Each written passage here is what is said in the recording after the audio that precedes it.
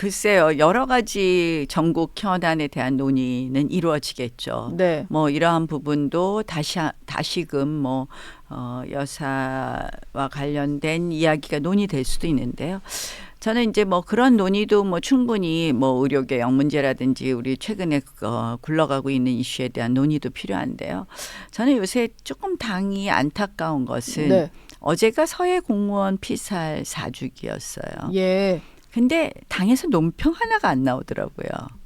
저기서 어제가 기다리다가 그날이군요. 예. 네, 9월 22일. 네. 그래서 어제 저녁에 제가 이제 짧게 뭐 이런저런 소회를 쓰기도 했는데요. 사실은 최근에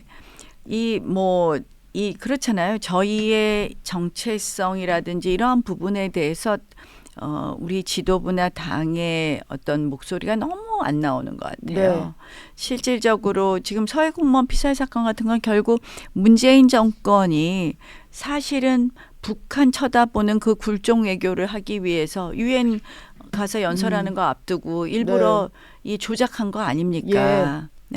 그리고 얼마나 끔찍한 한 명의 인권이 이렇게 뭐 인권 문제가 아니죠. 시신을 소각한 그런 끔찍한 사건이었는데 그걸 조작하고 지금 서훈 전 국정원장이 이제 뭐 기소되어 있는 상태인데 정말 문재인 대통령이 보고를 받았는지 이 부분에 대해서 서훈 전 국정원장의 기소로 마무리되는 것이 맞는지 이러한 이야기도 우리가 했어야 되는 날이었거든요. 그냥 지나갔어요. 네. 뭐 얼마 전에 제가 이승만 대통령 기념관 건립 지원을 위한 국회의원 모임을 했는데 조금 이러한 부분도 우리 당 차원에서 사실 이승만 대통령이 안 계셨으면 대한민국에 오늘이 없었다. 그동안 우리가 너무 한쪽으로 치우친 역사 교육을 받았다. 과는 과대로 공은 공대로 평가하자는 것에 대해서 당이 좀 같이 나서주고 우리가 기념관 건립 지원을 위해서 우리가 당원들이 한꺼번에 동참하자 이런 것도 좀 했으면 좋겠는데 그런 것도 없고 뭐 최근에 일련의 여러 가지 이슈를 보면요. 사실은 우리 스스로 지금 뭐 얼마 전에 임종석 전 실장의 뭐 통일 거부, 뭐 김정은 통일 거부론하고 맞닿은 두 개의 한국 이야기라든지 이런 부분에 대해서 우리가 짚어야 될 건 짚어야 된다고 생각을 하거든요. 근데 이러한 부분이 좀 부족하다라는 생각이 듭니다. 그래서 내일 만찬도 중요하지만 우리가 지금 막 봐야 될 이슈도 많은데 이런 게 그냥 흘러가고 있는 거예요. 그래서 저는 그런 부분이 좀 안타깝다 이렇게 생각을 합니다. 뭐 보수 정당으로서 좀 기본적인 가치를 지키는 문제에 있어서는 좀 요새 논평이 안 나오고 있다. 뭐 이런 생각이시군요.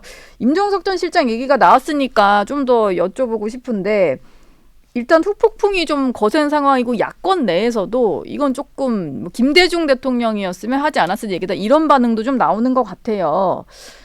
저는 사실 그 이후에 임종석 전 실장이 좀 추가 설명을 내놓지 않다 보니까 여러 가지 논란을 계속 키우고 있는 것 같은데 이런 얘기를 대체 왜 한 걸까요? 임 전 실장은. 글쎄요. 그냥 우연히 한 이야기는 아니라고 생각을 하고요. 아시다시피 김정은 위원장이 통일 거부론 이야기하지 않았습니까? 두 국가론을 얘기를 했던 시기에. 결국 북한의 내용하고 똑같은 이야기를 하고 있어요. 근데 임종석 실장이 어떤 인물입니까? 평생 통일을 이야기했던 사람이거든요. 근데 그 이야기가 나오니까 입장이 바뀌었어요. 저는 결국 뭐 본인 혼자의 판단은 아니라고 생각을 하고요. 야권도 어떻게 보면 일부러 다양한 목소리가 지금은 있지만 결국은 수렴되지 않을까 이런 생각도 하고요. 그 방향으로 수렴이 좀 될 거다 이렇게 보시나요? 저는 그런 걱정도 많이 합니다. 근데 사실 두 국가를 인정하자는 건 지금 우리가 북한을 국가로서 이제 인정은 하지 않는 건데 그렇게 되면은 사실 뭐 북한이 핵 개발하는 거나 이런 거에서 저희가 뭐 개입할 여지가 전혀 없어지는 거 아닌가 싶거든요.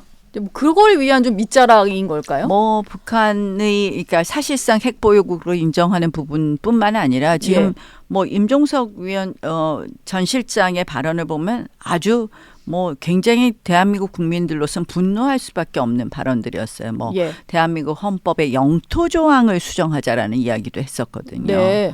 그래서 저는 이러한 부분에 대해서는 우리가 제대로 논의해야 된다. 제대로 이 부분에 대해서 이게 언급하고 이 부분에 대한 입장을 촉구해야 된다 이렇게 생각합니다. 정동영 의원이 뭐 예전 정부에서 통일부 장관도 지낸 분인데 정동영 의원 같은 경우는 사고 친 것 같다라는 표현을 쓰면서 임 전 실장을 비판을 하긴 했거든요. 네. 근데 이게 지금 당장 나온 반응이긴 하지만 결과적으로 야권의 의견은 좀 비슷해 보인다 이런 생각이세요? 그러니까 야권의 의견은 지금은 뭐 임종석 실장의 개인 의견인 것처럼 얘기하지만 임종석 실장의 의견에 동조하는 야권의 그동안의 대북 정책을 주도했던 분들의 발언은 임종석 실장의 의견을 지지하고 있지 않습니까? 예.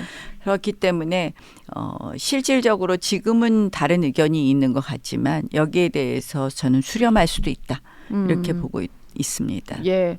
민주당의 어떤 대북 정책, 대북관 자체가 조금 수정되고 있다 이렇게 봐야 되는 걸까요?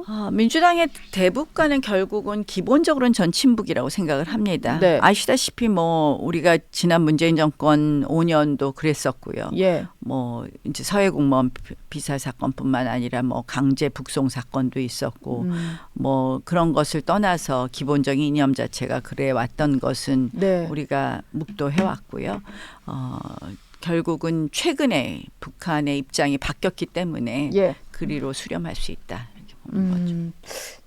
북한의 입장 변화와 좀 궤를 같이 하는 것 같다. 뭐 이런 네. 분석들이신 것 같아요. 마지막 질문으로 최근에 광노현 방지법 발의를 하셨는데 어제 보니까 광노현 전 교육감이 일단 진보 진영 후보 경선에서는 탈락을 탈락이 하긴 됐어요. 했더라고요. 아무래도 나경원 의원이 뭐 방지법 얘기도 하시고 민주당에서도 좀 안 나왔으면 하는 얘기 나오니까 좀 영향이 있었던 것 같은데 어쨌든 이 법안은 계속 추진을 하시는 네, 이 계획이죠? 법안은 추진해야죠. 사실은 정의를 실현하기 위해서 꼭 필요한 것이고요. 예. 아마 이러한 법안이 문제가 되니까 광노현 전 교육감은 탈락이 된 것 같습니다. 예. 그래서 어쨌든 그러한 부분은 그나마 뭐 다행이면 다행이라고 할 수 있지만 사실은 이번 교육감 선거는 굉장히 중요한 선거 아니겠습니까? 네. 아이들이 어떤 교육을 받느냐가 결국 대한민국 미래를 정하는 데 가장 중요하고 뭐 교육 제도나 이러한 부분도 중요하지만 실질적으로 교육 내용이 그동안 너무 많이 왜곡되어 있기 때문에 이번 교육감 선거도 잘 우리가 지켜봐야 된다 생각을 합니다. 예. 알겠습니다. 지금까지 나경원 국민의힘 의원과 얘기 나눴습니다. 고맙습니다. 고맙습니다.